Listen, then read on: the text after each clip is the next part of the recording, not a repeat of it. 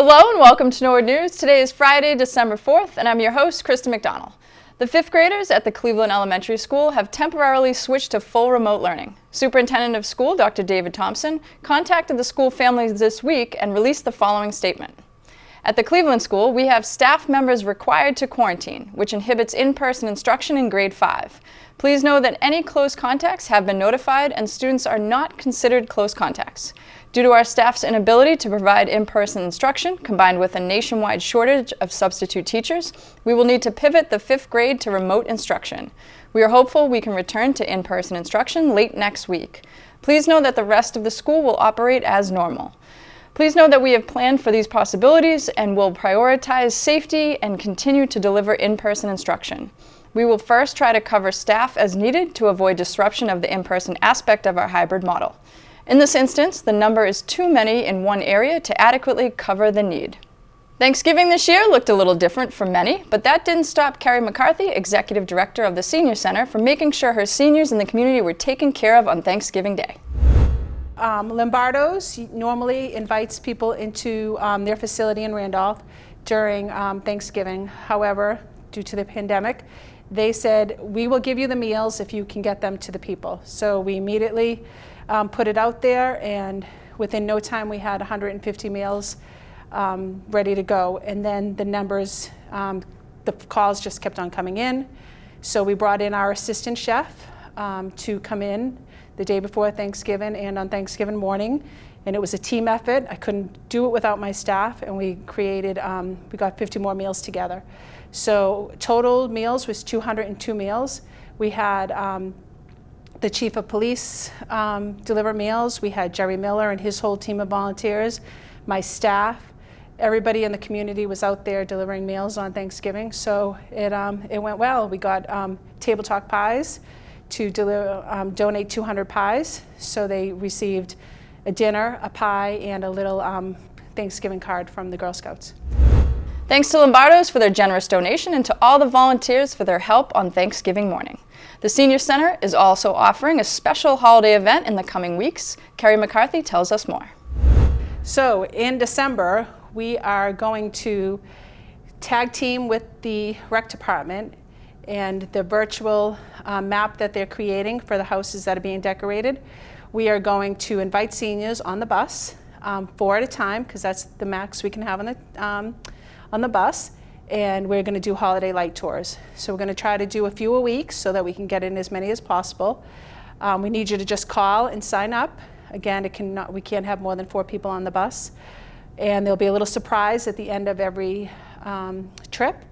But we're looking forward to we can't do the Pops, we can't do the Rockettes, we can't do La Salette, so we need to bring some Christmas spirit to our seniors, so that's what we're gonna do. That sounds like such a great night for the seniors. Very well done for everyone involved. Stay tuned after this break for more town news.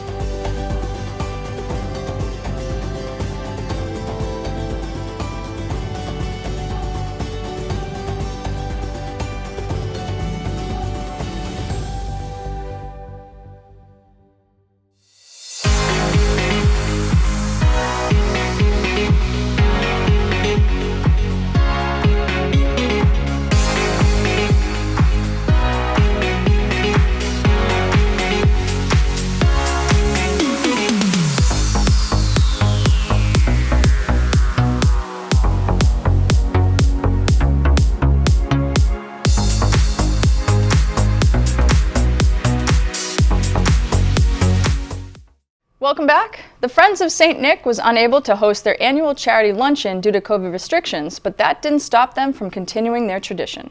President of the Friends of St. Nick, Bill Gurley, explains how the event still went on and who they honored. So as we were planning over the summer, obviously it sort of came to us that there was no way we could put 500 people into a ballroom and have our normal function. And then as time went on, we were wondering how to go about doing something. The whole town was reaching out to us saying, what are you guys doing? What are you doing? What are you going to do? And everybody wanted to help, which is not uncommon in the town of Norwood. The community is great. And having Mike Maloof on our board working for, for your studio, he came up with the idea of doing a virtual sort of telethon fundraiser. And we came together and we're doing an hour plus sort of telethon to raise money, give people the opportunity. And I'll tell you, even before the airing happens, we've already raised over $18,000. Great work by not only the board members, but all the residents in town for all their generosity during this time.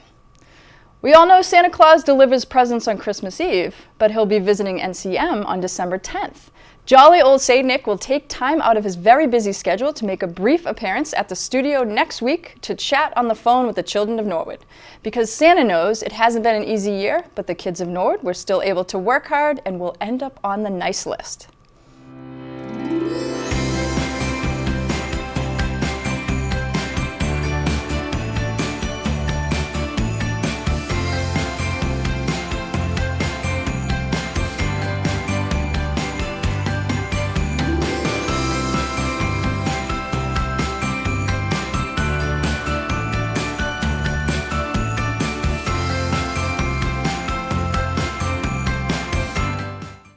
And now we're going to toss it over to Juliana O'Neill with school news. Hi guys, I'm Juliana O'Neill, and let's take a look at some activities happening in our Norwood schools this week. The Norwood High School Madrigals have produced a video version of their annual holiday banquet. This is a long-standing tradition for the Madrigals, and COVID wasn't going to stop this event.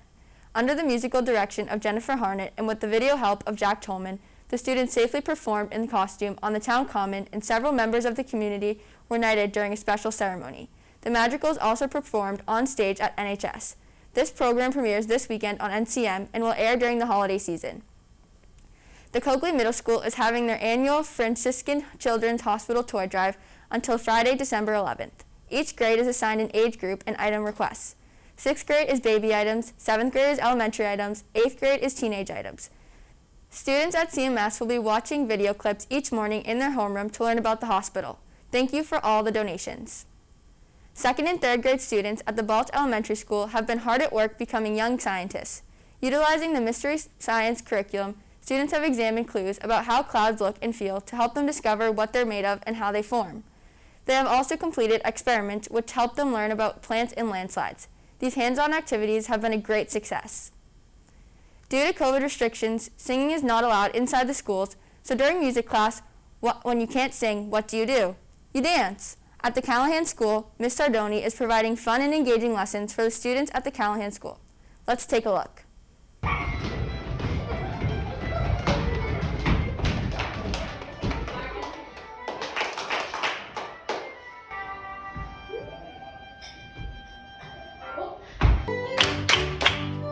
You are Elsa. Yes.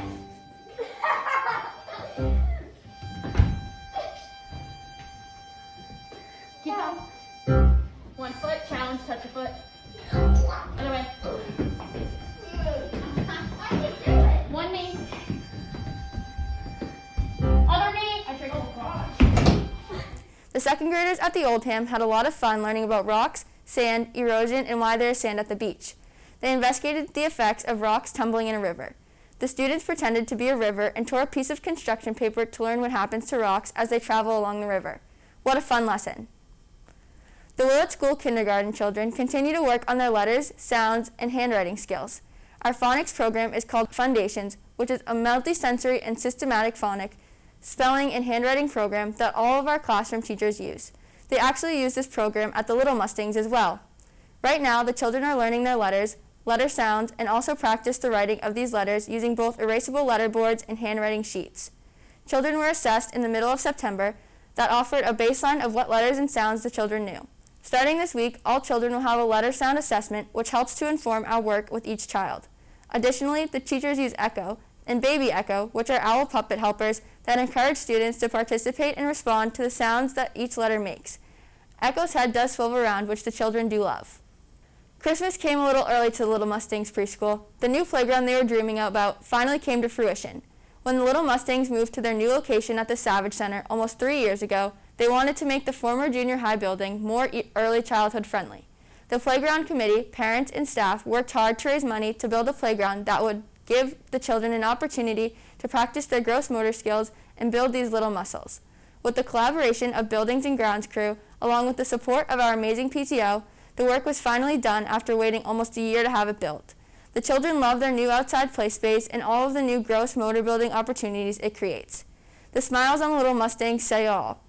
Everyone at the LMPA would like to thank Mandy Hampton, who coordinated the build, the Willett LMPA PTO for backing the project, Paul Riccardi and his Buildings and Grounds crew for doing it all with a smile, and Principal Stephen Billhart for making this a priority this year. There will be a special ribbon cutting and dedication ceremony soon, where they will be honoring a special early childhood champion. Well, that's it for the school news. There is something interesting happening in our classrooms and schools every day, and thanks to all the educators who share their news with us. Now let's go back to Kristen McDonald for some more Norwood news. Thanks, Juliana. In sports news this week, as the Tri-Valley League inches closer to finalizing a schedule for the 2020 winter sports season, NCM got the opportunity to sit down with Athletic Director John Longley to get some insight as to what the structure of the winter season will look like. What I find interesting, though, is, again, for the MIAA, for example, they've just come out with their recommendations for the winter season. Right. That still, as you mentioned, that still has to kind of get that final blessing, as it were, from the TVL. Where does that stand in terms of adopting what has been proposed for our winter athletes this year? Yeah, so we're at, so a week ago Friday was the final approval, the Friday before Thanksgiving, from the MIA Board of Directors. Right. And then the TVL principals actually met, we're also, we were up against the holiday last week. So the TVL principals met last Tuesday, and they're actually meeting again today. Yep. So to kind of finalize their recommendations, for the season.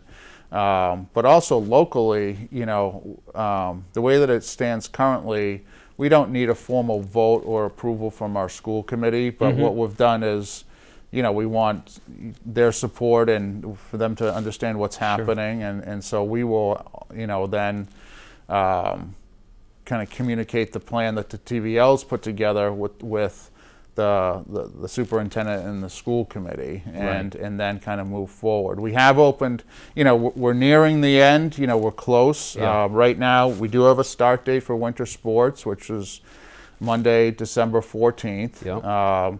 Registration has been open, and so that's open for the sports that we will be offering right now during the winter are boys and girls basketball, boys and girls ice hockey, co-ed swim, and gymnastics. Yep. So that registration is open. It's a quick turnaround. It's due next Wednesday, so we can process that. But Yep. everyone needs to get on, Aspen Parent Portal and sign up. And so we'll be getting, we've been having coaching meetings. We're going to have a sports information day for the kids next Wednesday. We're putting that together now so that we can answer any questions the kids have. We'll be setting up, Google Classrooms with the teachers for that, with the coaches. So the schedule has put out, the games will begin after the new year, and it will follow a similar format to the fall. We'll try to play the same school in the same week. Yep. Do the home and home like we did in the fall. It's going to be more traditional in the sense that hockey is, we're not going to play all the games on the weekends like we did in the fall. Okay. Basketball will be, on your traditional Tuesday, Friday, and hockey will be on your traditional Wednesday, Saturday. Yep.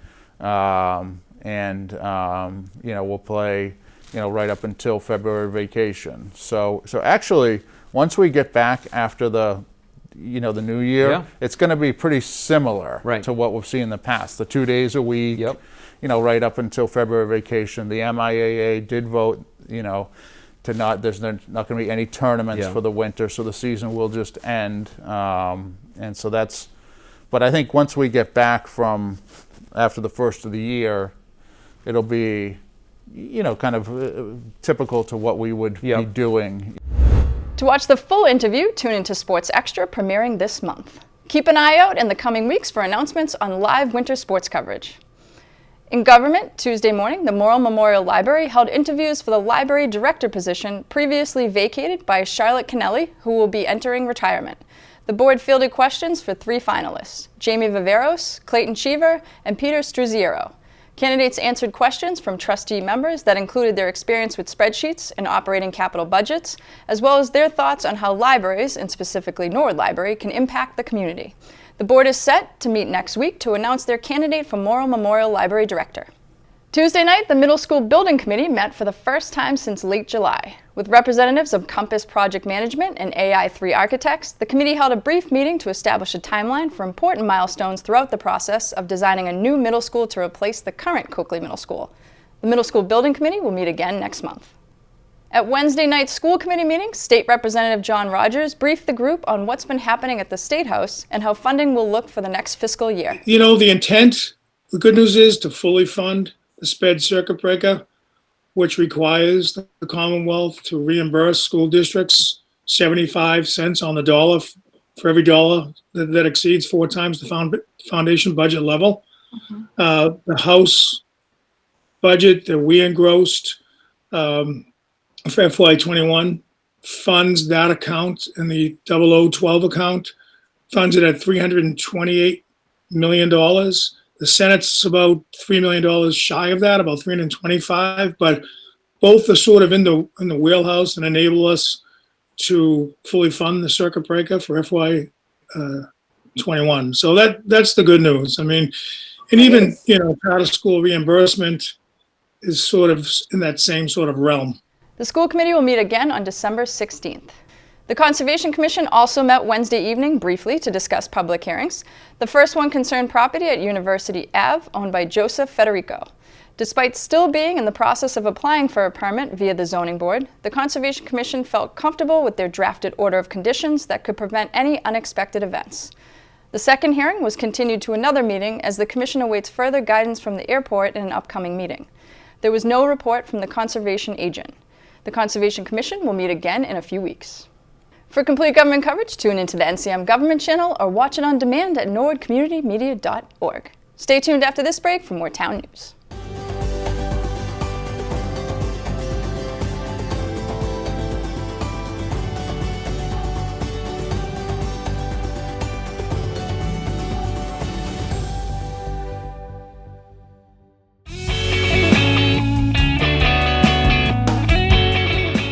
Did you know Norwood Community Media offers podcast episodes of your favorite community and government content? NCM is also proud to host 2 independent podcast producers. The Impaction podcast, hosted by Aubrey Seall, focusing on substance use prevention and wellness. And Today in Space, hosted by Alex Orfanos, exploring topics beyond our atmosphere. To find these and more, search for Norwood Community Media on iTunes and Podbean.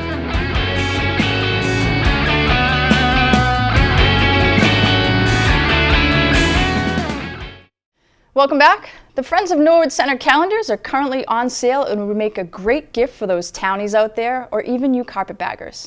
The calendars feature pictures from local photographers who submitted their photos. You can order your calendar by going to www.norwoodcenter.org, or you can stop by Charles River Running in downtown Norwood and see Charlotte. She will be selling the calendars in her store through the month of December. The Recreation Department is working hard to keep some of Norwood's favorite holiday events going this year. The Rec Department is holding an annual house decorating contest, and if you'd like to sign up and have your house added to the interactive map, you need to register by December 11th. Selectman Donahue and Mrs. Claus, that's right, Mrs. Claus herself, both kept tradition going with a twist. Mrs. Donahue read aloud The Night Before Christmas in the Willett Room of the Recreation Department, while Mrs. Claus read Dr. Seuss's How the Grinch Stole Christmas. Well, that's all for Norwood News. To stay up to date with Norwood Community Media, follow us on Facebook, Twitter, and Instagram. As always, thank you so much for watching. Have a great weekend.